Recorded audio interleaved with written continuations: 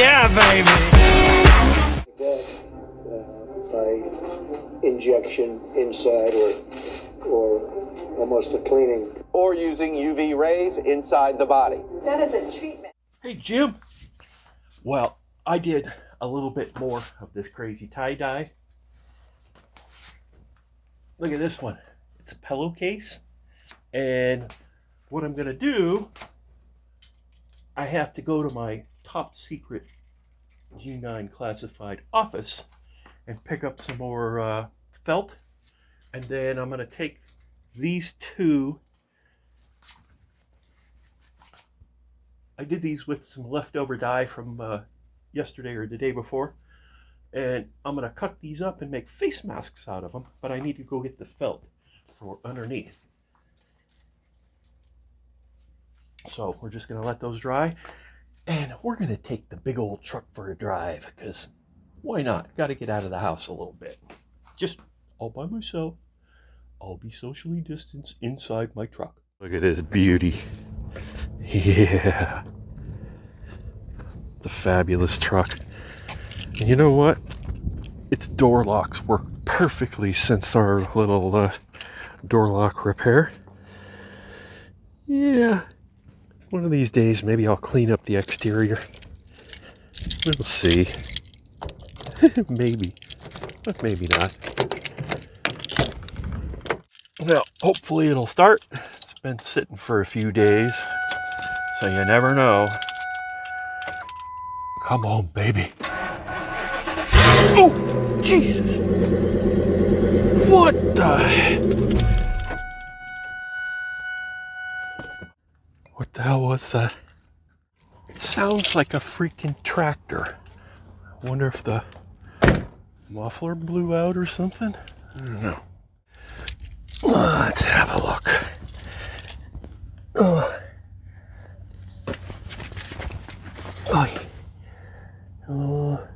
What?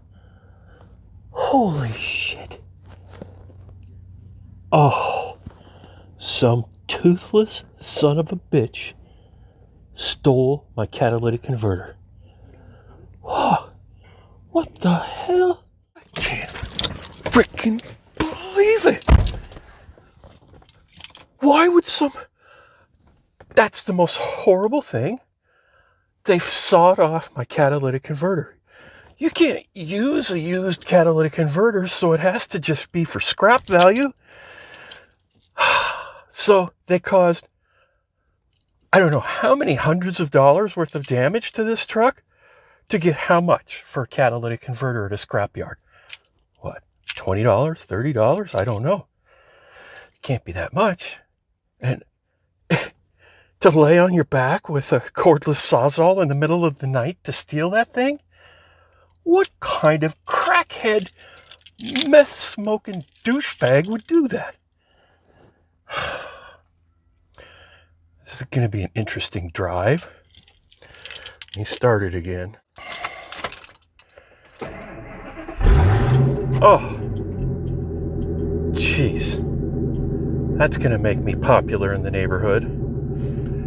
Oh, boy. Oh, great. Check engine light's on now, too. Always something. Yeah. Some people are just horrible. I cannot believe that somebody would do that to my truck. Jeez.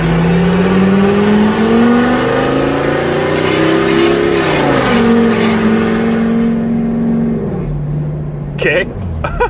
I just set off a car alarm as I drove past. Yeah. This is terrible.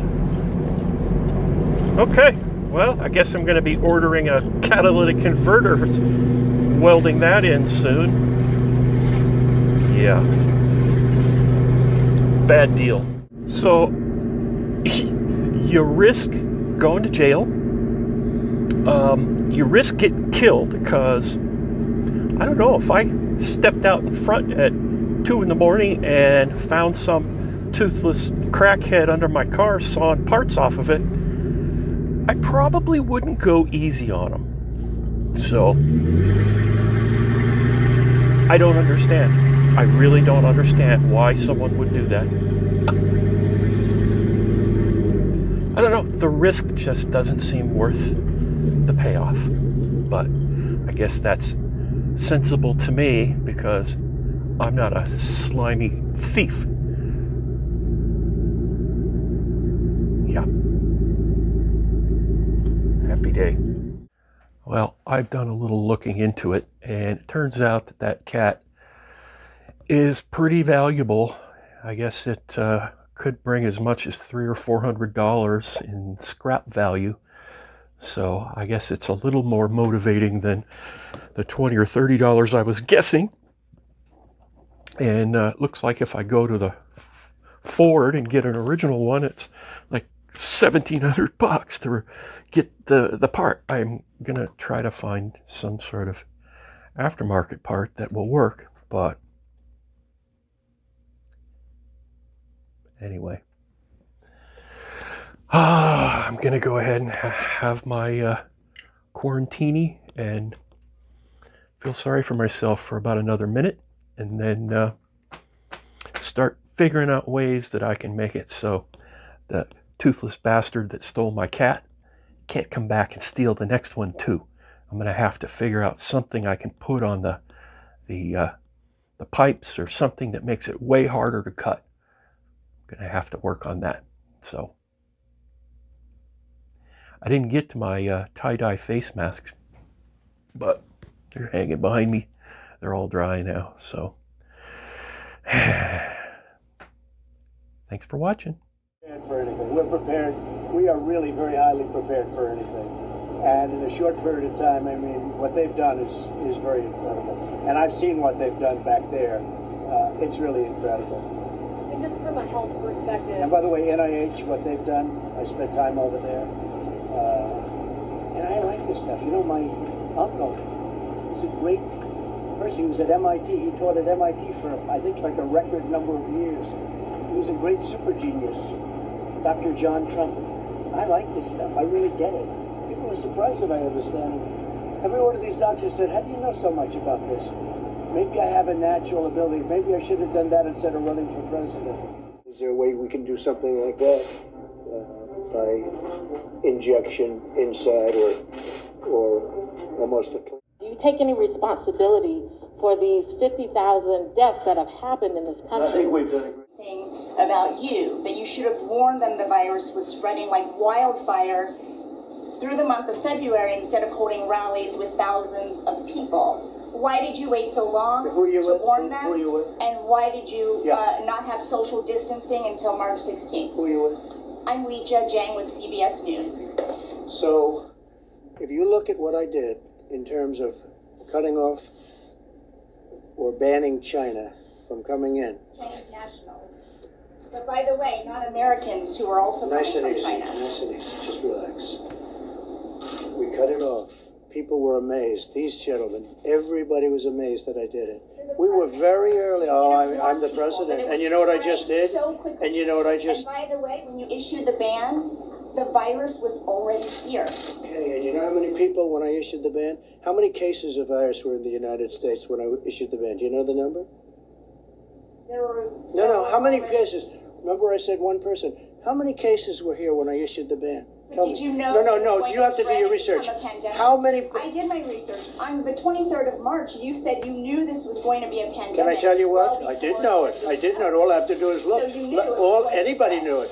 Just, are you ready? How many cases were in the United States when I did my ban? How many people had died in the United States? So do you acknowledge that you didn't think Keep your voice down, please. Spread? Keep your voice down. Did you not? How many cases were in the United States? I did a ban where I'm closing up the entire country. How many people died? And that's a fair point. How many people died in the United States? And yet I closed up the country, and I believe there were no deaths, 0 deaths at the time I closed up the country. Nobody was there. And you should say thank you very much. When you say the Americans were scared, though, I guess nearly 200 dead, 14,000 who are sick, millions, as you witnessed, who are scared right now. What do you say to Americans who are watching you right now who are scared? I say that you're a terrible reporter. That's what I say. I think it's a very nasty question, and I think it's a very bad signal that you're putting out to the American people. The American people are looking for answers and they're looking for hope. And you're doing sensationalism, and the same with NBC and Comcast. I don't call it Comcast, I call it Comcast. Let me just, for whom you work, let me just say something. That's really bad reporting. And you ought to get back to reporting instead of sensationalism. Let's see if it works. It might and it might not. I happen to feel good about it, but who knows? I've been right a lot. Let's see what happens. And in fact, we'll give you a list. What we did, in fact, part of it was up there. We did a lot. Look. You know you're a fake. You know that. Your whole network, the way you cover it, is fake. Infectant, where it knocks it out in a minute, 1 minute. And is there a way we can do something like that by injection inside or almost a cleaning? Top administrator. Sarcastic and a very sarcastic question to the reporters in the room about disinfectant on the inside. But it does kill it, and it would kill it on the hands, and that would make things much better.